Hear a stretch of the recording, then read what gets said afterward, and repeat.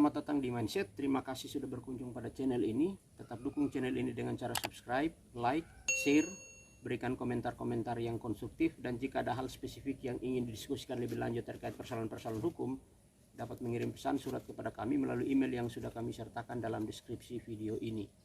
Saat ini saya berada di kebun mencari suasana tenang, jauh dari hiruk pikuk, sembari mencari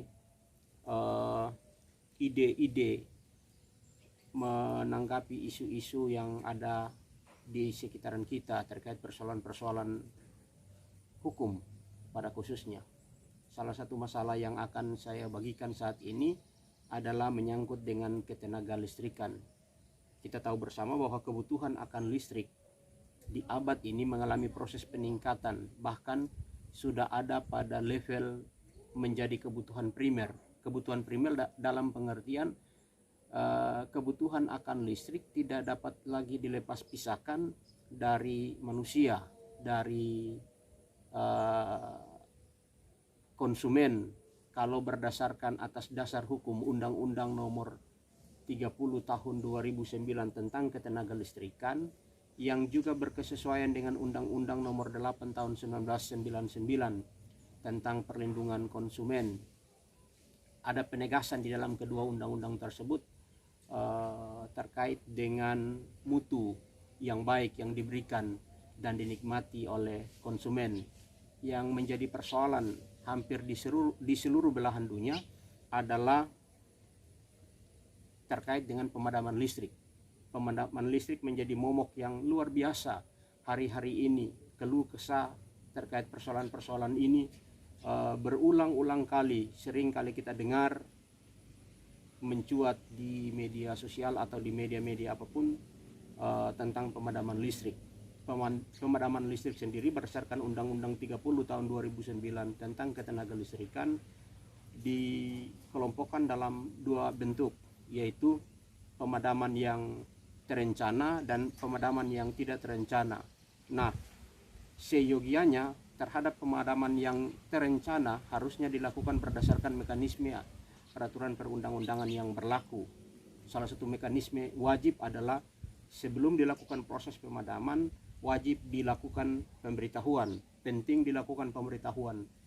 Pemberitahuan yang dilakukan setidaknya memiliki dampak yang positif terhadap pelaku usaha. Pelaku usaha kalau secara nasional di Indonesia merujuk pada di dalam Undang-Undang 30 2009 merujuk pada PT PLN Persero. Nah, manfaat positif yang bisa diterima oleh pelaku usaha adalah setidaknya ketika dilakukan proses pemadaman, konsumen yang terdampak dapat didata. Ada data yang rinci yang bisa didapat, berapa jumlah konsumen yang terdampak atas pemadaman tersebut. Pada sisi lain, dampak positif yang bisa diterima oleh konsumen pada saat dilakukan proses pemadaman dengan dilakukan pemberitahuan adalah setidaknya konsumen dapat mempersiapkan diri terhadap pemadaman itu, apa-apa yang harus dipersiapkan demi kebutuhan selama proses pemadaman. Seringkali proses pemadaman yang dilakukan secara terencana tanpa dilakukan proses pemberitahuan, sehingga tentunya merugikan, karena ketika sudah ada pada level kebutuhan primer tentunya akan sangat terdampak. Sangat-sangat terdampak. Yang menjadi persoalan lainnya adalah berdasarkan Undang-Undang 30 tahun 2009 ada sebagian hak-hak yang harusnya diterima oleh konsumen.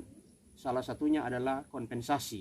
Ketika dilakukan proses pemadaman harusnya dilakukan kompensasi. Tetapi hak-hak ini kemudian tidak disosialisasikan kepada masyarakat, bahkan hingga saat ini proses kompensasi itu nanti kemudian terjadi ketika ada pengaduan. Harus ada pengaduan. Sebetulnya logisnya berdasarkan Undang-Undang 30 2009 ketika dilakukan proses pemadaman dan konsumen mengalami dampak yang sangat merugikan, maka kompensasi wajib dilakukan. Tanpa pengaduan pun seharusnya kompensasi harus dilakukan. Makanya penting dilakukan informasi, dilakukan proses pemadaman. Mekanisme kompensasi atau memintai ganti kerugian dapat dilakukan menurut dua cara. Sewajarnya, pertama-tama yang dilakukan adalah mengajukan pengaduan secara langsung atau tahapan non-litigasi. Tahapan non-litigasi ini tahapan penyelesaian persoalan-persoalan yang dialami oleh konsumen ditempuh di luar peradilan dengan mengajukan pengaduan secara langsung kepada pelaku usaha untuk memintai ganti kerugian. Kalau kemudian masih mengalami jalan yang buntu, maka dapat memintai lembaga atau badan penyelesaian sengketa konsumen, tapi levelnya ada di luar peradilan. Jadi badan ini yang nanti terlibat dalam proses penyelesaian sengketa yang dialami oleh konsumen dengan badan usaha. Nah, kalau kemudian perkara-perkara tersebut tidak dapat diselesaikan di luar peradilan, maka salah satu lembaga yang dapat dipakai dan memiliki kekuatan yang cukup adalah litigasi atau melalui mengajukan gugatan ke dalam pengadilan untuk dapat memintai ganti kerugian. Nanti kemudian lembaga peradilan yang memeriksa dan memutus perkara tersebut. Nah, tentunya konsekuensi akhirnya ketika menggunakan lembaga peradilan, setiap orang wajib tunduk atas putusan peradilan. Saya berharap video ini terdistribusi secara tepat kepada konsumen, sehingga konsumen dapat memahami bahwa ada hak yang diatur dan dilindungi berdasarkan atas Undang-Undang 30 tahun 2009 dan Undang-Undang Nomor 8 tahun 1999. Salah satu hak yang dimiliki adalah ketika dilakukan proses pemadaman listrik, maka diharuskan mereka yang terdampak menerima kompensasi atau ganti kerugian yang logis dan wajar, dan juga terdistribusi kepada pelaku usaha sebagai bahan catatan untuk melakukan evaluasi bahwa seyogianya seluruh praktek ketenaga listrikan harus dilakukan berdasarkan atas mekanisme peraturan perundang-undangan yang berlaku, sehingga tidak ada konsumen atau siapapun yang mengalami proses kerugian. Mungkin ini beberapa hal yang bisa saya bagikan, semoga memberikan sedikit manfaat.